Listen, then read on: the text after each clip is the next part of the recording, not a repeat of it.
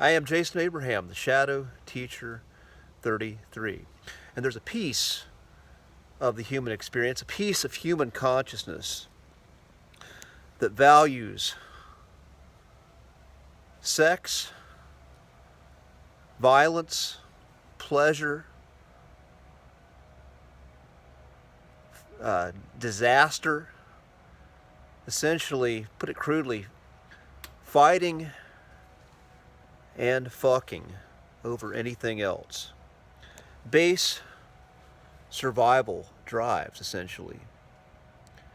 Base drives that essentially can lead to addiction with people, can lead to a very low vibration, a low animalistic consciousness.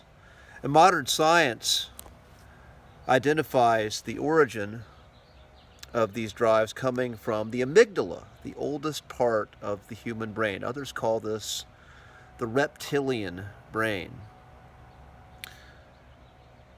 And all media pushes the buttons of this piece of human consciousness. All types of entertainment, all types of media intently stimulate this old part of the human brain. Holistic health practitioner, holistic health master Paul Chek uses the phrase sex and violence love as identifying this type of consciousness. And this is the kind of love, again, that you see in Hollywood stories. It's this very primal driven love that is from this place of fighting and fucking, this place that's easily stimulated. And it's intentional because what we find, the nature of human behavior, because we are highly stimulated in this way, we keep coming back for more. We're highly profitable. We will give our attention, our time, and our money to places that can stimulate this sex and violence love, this hunger, this bloodlust in us, if you will.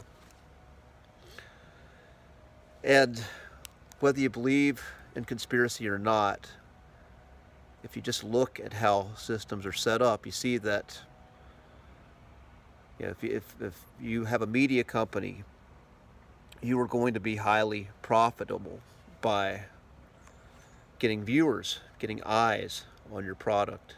And this is just the way to do it. This is in all advertising, stimulating this very primitive part of the human brain that keeps people in a survival loop.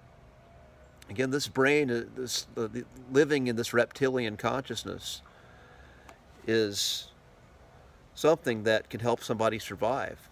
But what it's not good at, it's not very good at zooming out. The sex and violence love consciousness is not good at stepping out and seeing a bigger picture. It is not good at reflecting. And what you often see is when people get caught in the cycles of sex and violence love, getting into cycles of suffering, and then chasing the same kind of stuff, same kinds of relationships with people, with food, with substances, with entertainment to alleviate this type of suffering. But the consciousness of sex and violence love keeps us trapped in that cycle because it can't zoom out. It can't see a bigger picture. It believes we are our labels. It believes we are this identity, the stories that we associate with, the physical experience that is being filtered through the five senses of our body. It believes that this is all we are. And because of that, someone who is stuck in this type of consciousness has little or no chance of changing, of transformation, of zooming out and making different decisions and becoming something more, becoming something different, being able to write a different story that doesn't end with the same suffering, the same tragedy of the sex and violence love. Because ultimately, these are tragedies. These are stories that end with a type of suffering. But you are capable of so much more than this. The human being, when it can step out and witness, when it can get into a consciousness that gets out of this immediate pleasure seeking, then you get to step in and glimpse that you're so much more.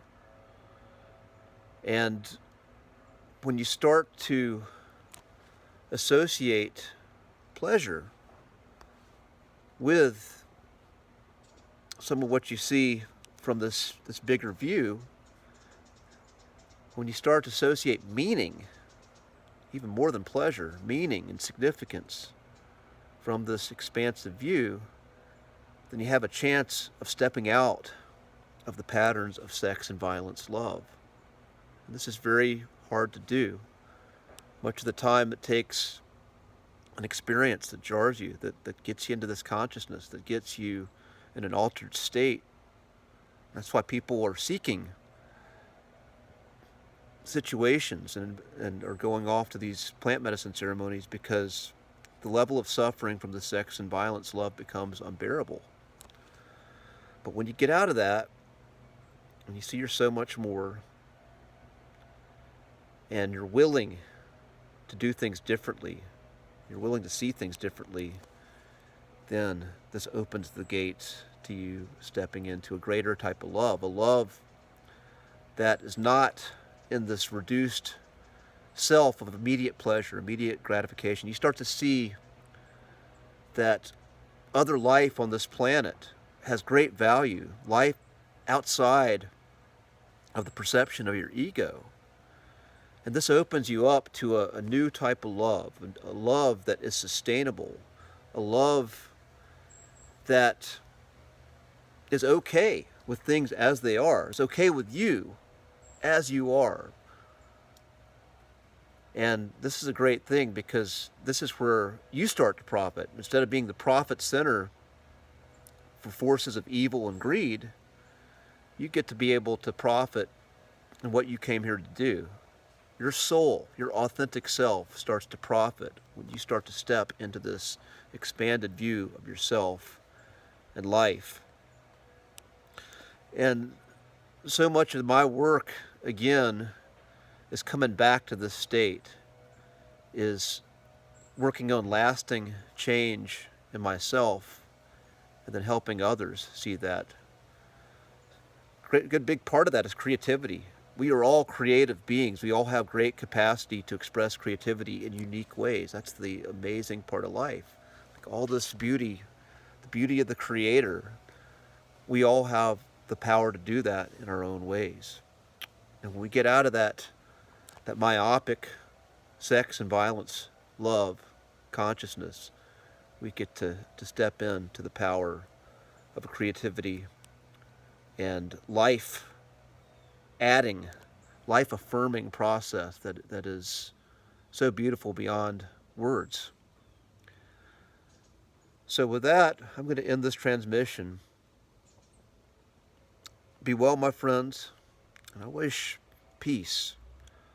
I wish peace in your soul when you get to just glimpse just the full capacity and true nature and beauty of what you actually are. I'll see you on the other side.